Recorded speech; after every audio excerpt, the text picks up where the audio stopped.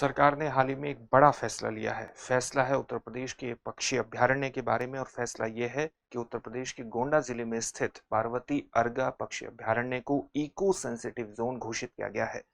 इस पूरी पिक्चर में आपको ये जानना बहुत इंपॉर्टेंट है कि इको सेंसिटिव जोन क्या होते हैं और इनका इंपॉर्टेंस क्या होता है। इसको हम जानेंगे, लेकिन उससे पहले इस बात को ध्यान में रखिएगा कि दृष्टि संस्थान ने हाल ही में आपकी जीएस की तैयारी को पूरी तरह से करवाने के लिए GS studio foundation live online course launch किया है। ये मात्र 24,999 में आपकी जीएस की तैयारी को मात्र 14 महीने में पूरी करा देगा। इस कोर्स की खास विशेषताओं में ये शामिल है कि इसको करने के बाद आप अगर जीएस फाउंडेशन ऑफलाइन बैच में एडमिशन लेते हैं तो ये सारी फीस वहां पर एडजस्ट हो जाएगी, यानी एक तरह से ये कोर्स आपको फ्री में पढ़ने वाला है। इससे संबंधित जो बैच हैं वो हिंदी, इंग्लिश और इंग्लिश तीनों में ही उपलब्ध होंगे। हिंदी माध्यम का बैच 5 जनवरी 2026 से प्रारंभ होने वाला है, इंग्लिश का बैच 6 जनवरी से प्रारंभ होने वाला है और इंग्लिश का बैच 7 जनवरी से प्रारंभ होने वाला है। इंग्लिश का जो बैच है उसमें हिंदी और इंग्लिश दोनों में ही चीजें आपको समझाई जाएंगी, लेकिन नोट्स उपलब्ध होंगे इंग्लिश में। आपको जीएस के अलग अलग विषयों को कवर करती हुई 10 कलर्ड प्रिंटेड बुकलेट्स भी प्राप्त होंगी। 2 वर्षों तक करंट अफेयर्स की क्लासेस का एक्सेस रहेगा। जो भी पढ़ाया जाएगा उसकी पीडीएफ फाइल मिलेगी ताकि नोट्स बनाने में किसी तरह की दिक्कत ना हो।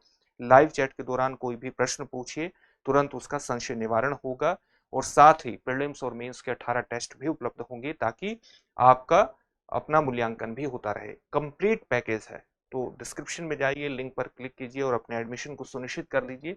8750187501 पर कॉल कर लीजिएगा अगर किसी भी प्रकार का कोई डाउट है। साथ ही दृष्टि संस्थान ने रांची में भी अपनी शाखा की शुरुआत कर दी है, तो अगर आप रांची के आसपास रहते हैं तो वहां से भी आपकी झारखंड पब्लिक सर्विस कमीशन और यूपीएससी की तैयारी हो जाएगी।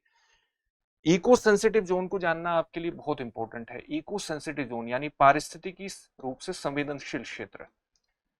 पर्यावरण, वन और जलवायु परिवर्तन मंत्रालय की एक राष्ट्रीय कार्य योजना है जिसको हम जानते हैं राष्ट्रीय वन्य जीव कार्य योजना 2002-2016 के नाम से।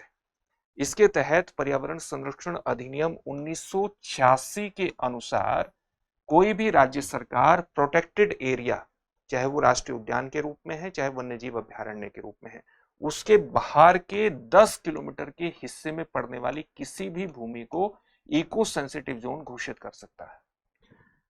केंद्र सरकार इस 10 किलोमीटर के दायरे से बाहर जाने वाली भूमि को भी प्रोटेक्टेड इको सेंसिटिव जोन घोषित कर सकता है अगर वो ऐसा समझे तो, पारिस्थितिकी रूप से किसी भी संवेदनशील क्षेत्र के बारे में। यहां पर आपको ये पता होना चाहिए कि कोई भी जो प्रोटेक्टेड एरिया होता है, चाहे वो नेशनल पार्क का हो चाहे वो वन्यजीव अभ्यारण्य का हो, उसका जो सबसे अंदरूनी एरिया होता है जिसमें जैव विविधता बहुत ज्यादा सघन होती है, पौध विविधता होती है, वन्य जीवों की विविधता होती है, उसको हम कोर एरिया या क्रिटिकल हैबिटेट जोन के नाम से जानते हैं। इसके चारों ओर के क्षेत्र को बफर जोन के नाम से जानते हैं। कई बार इससे बाहर का जो एरिया होता है यहां पर भी पारिस्थितिकी रूप से एक संवेदनशील क्षेत्र पड़ते हैं जो इसके संरक्षण के लिए बहुत इंपॉर्टेंट है। अगर यहां पर आप मानवीय गतिविधियों को अनुमति प्रदान कर देंगे तो आप जानते हैं कि बफर जोन में भी क्रिटिकल हैबिटेट जोन में पड़ने वाले वन्य जीवों का जो आवागमन है वो लगातार होता रहता है। तो बफर जोन इंपैक्ट होगा तो वन्यजीव इंपैक्ट होंगे, यानी क्रिटिकल हैबिटेट जोन भी इंपैक्ट होगा। साथ ही जो प्रोटेक्टेड एरिया होता है इसी के आसपास दूसरा प्रोटेक्टेड एरिया भी कई बार होता है और यहाँ पर वन्य जीवों का आवागमन गलियारों के माध्यम से, कॉरिडोर के माध्यम से होता है और ये जीन पूलिंग के लिए बहुत इंपॉर्टेंट है, वन्य जीवों की आनुवंशिक विविधता के लिए बहुत इंपॉर्टेंट है। तो इस एरिया को भी प्रोटेक्टेड करने की आवश्यकता होती है, प्रोटेक्ट करने की आवश्यकता होती है।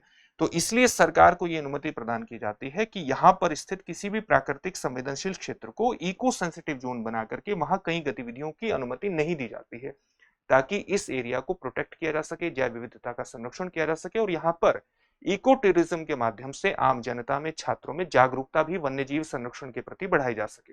यही इसका उद्देश्य होता है। किस तरह की चीजों को यहाँ पर अनुमति नहीं होती है, जैसे यहाँ पर हाइड्रो इलेक्ट्रिक प्रोजेक्ट को अनुमति नहीं होती है, जल प्रदूषण, वायु प्रदूषण, ध्वनि प्रदूषण और फैलाने वाली जितनी गतिविधियां होती हैं उनको अनुमति नहीं होती है। ऐसे उद्योगों को अनुमति प्रदान यहाँ पर नहीं की जाती है। कॉमर्शियल खनन को यहाँ पर अनुमति नहीं होती है। कई गतिविधियां यहाँ पर रेगुलेटेड होती हैं, विनियमित होती हैं, जैसे रिजोर्ट्स और रेस्टोरेंट से जुड़ी हुई गतिविधियां रेगुलेटेड होती हैं। इसी प्रकार से यहाँ पर जो उपलब्ध प्राकृतिक जल स्रोत हैं उनके भी सीमित उपयोग को, समुचित उपयोग को ही बढ़ावा दिया जाता है, वो भी रेगुलेटेड होती है। कई गतिविधियों को अनुमति होती है, जैसे नेचुरल फार्मिंग को यहाँ पर अनुमति होती है, जो प्राकृतिक खेती और यहाँ पर सामान्य तौर से परंपरागत खेती या बागवानी की जाती है, प्राकृतिक खेती की जाती है, बागवानी की जाती है, उसको भी अनुमति प्रदान की जाती है। ग्रीन टेक्नोलॉजी को यहाँ पर अनुमति होती है, नवीकरणीय ऊर्जा स्रोतों को खड़े करने की अनुमति होती है, यानी ऐसी चीजों को अनुमति होती है जिनका प्राकृतिक जो संसाधन है उन पर किसी तरह का नेगेटिव इम्पैक्ट नहीं होता। ठीक है, ये होता है इको सेंसिटिव जोन। इसका महत्व आप समझ गए होंगे। मानवीय गतिविधियों को यहाँ पर अनुमति न देने से क्या होता है, प्राकृतिक संरक्षण, उनका हस्तक्षेप कम हो जाता है, मानव वन्यजीव संघर्ष कम हो जाते हैं। साथ ही आप इस क्षेत्र की जैव विविधता को भी बनाए रखने में, क्योंकि आप क्या करते हैं कि एक ये शॉक एब्जॉर्बर के रूप में भी काम करता है, ये जो संवेदनशील क्षेत्र होते हैं, क्योंकि इनको बनाने से बफर जोन और क्रिटिकल हैबिटेट जोन पर जो दबाव है वो कम हो जाता है, क्योंकि ये शॉक एब्जॉर्बर के रूप में काम करते हैं। साथ ही इस क्षेत्र में आप क्या कर सकते हैं कि प्राकृतिक एरिया में ही वन्य जीवों के संरक्षण को बढ़ावा देते हैं, यानी इन सीटू संरक्षण बोलते हैं इसको, इन सीटू कंजर्वेशन बोलते हैं। आपको उसी क्षेत्र में आप वन्य जीवों को संरक्षण बढ़ावा दे रहे हैं जहां पर वो प्राकृतिक रूप से पाए जाते हैं। तो ये इसका इंपॉर्टेंस होता है। किसको वन्य जीव अब इको सेंसिटिव जोन घोषित किया गया है? उत्तर प्रदेश के गोंडा जिले में स्थित पार्वती अर्गा बर्ड सेंचुरी को इको सेंसिटिव जोन घोषित किया गया है। उत्तर प्रदेश के गोंडा जिले में स्थित है। ये गोंडा से लगभग 45 किलोमीटर की दूरी पर स्थित है, अयोध्या से लगभग 22 किलोमीटर की दूरी पर स्थित है। अभी आपको बताया गया था कि इस तरह के इको सेंसिटिव जोन किसी प्रोटेक्टेड एरिया के पास होते हैं। तो ये किस प्रोटेक्टेड एरिया के पास है? निश्चित रूप से किसी न किसी प्रोटेक्टेड एरिया के पास होगा। तो इसके पास है Tikri protected forest. Tikri protected forest, Tikri protected forest से पार्वती अर्गा बर्ड सेंचुरी की जो दूरी है वो मात्र 1 किलोमीटर की है। इसका जो एरिया है वो कितना है? लगभग 12,000 हेक्टेयर का इसका एरिया है, और इसका एरिया है लगभग 1084 हेक्टेयर का। ठीक है, पार्वती और अर्गा क्या है? दो झीलें हैं जो कि रेन फेड हैं, वर्षा जल से ये सिंचित होती हैं, और इनकी कई स्थानों पर गहराई जो है वो 20 मीटर तक आपको मिलेगी। इन दोनों झीलों की जो दूरी है एक दूसरे से वो 1.5 किलोमीटर की है। ठीक है, ये गैंगेटिक प्लेन में पड़ती है। आप जानते हैं जो इंडो गैंगेटिक प्लेन है उसी जलवायु क्षेत्र में पड़ती है। तो यहाँ पर अगर आप देखेंगे कि मानसून के समय में जुलाई से सितंबर के दौरान लगभग 170 सेंटीमीटर के आसपास वर्षा होती है। मई जून में तापमान 45 डिग्री सेल्सियस तक पहुंच जाता है। दिसंबर जनवरी में तापमान 3 डिग्री सेल्सियस तक पहुंच जाता है। तो ये इसकी कुछ खास विशेषताएं हैं। अगर जैव विविधता की बात करें तो यहाँ पर लगभग 136 वनस्पति प्रजातियां पाई जाती हैं, जिसमें फाइटोप्लैंक्टन, स्थलीय पौधे, जलीय पौधे और आपके शैवाल, फफूंद जैसी प्रजातियां यहाँ पर आपको देखने को मिलेंगी। इसके अलावा 153 लगभग पक्षी प्रजातियां पाई जाती हैं, जिसमें मध्य एशिया और तिब्बत से आने वाले प्रवासी पक्षी भी होते हैं और स्थानीय पक्षी भी होते हैं। जैसे प्रवासी पक्षियों की बात करें तो यहाँ पर आप देखेंगे bar headed goose, grey leg goose भी यहाँ आपको सामान्य तौर से देखने को मिल जाएगा। इसके अलावा पिंटेल एक प्रजाति है जिसको हम जानते हैं पिंटेल के नाम से।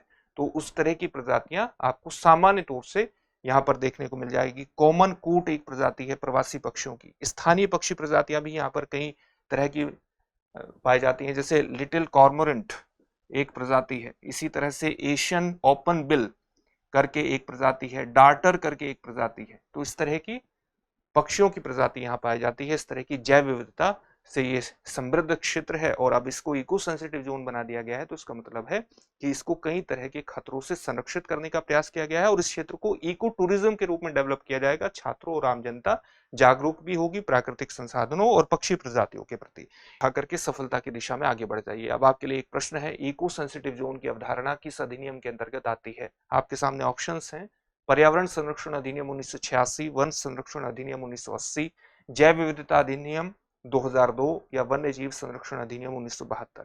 इस प्रश्न का उत्तर कमेंट बॉक्स में कमेंट करके जरूर दीजिएगा। फिर से एक नए सेशन में आपसे मुलाकात होगी। धन्यवाद। Introducing Drishti IAS Everyday Wear, the casual jacket and the polo neck t-shirt, perfect for everyday and casual wear. Shop now on the Drishti Learning app and Flipkart. Buy link in the description. अब exam की तैयारी को और बेहतर करने के लिए हमारे चैनल को लाइक, शेयर और सब्सक्राइब करना ना भूलें।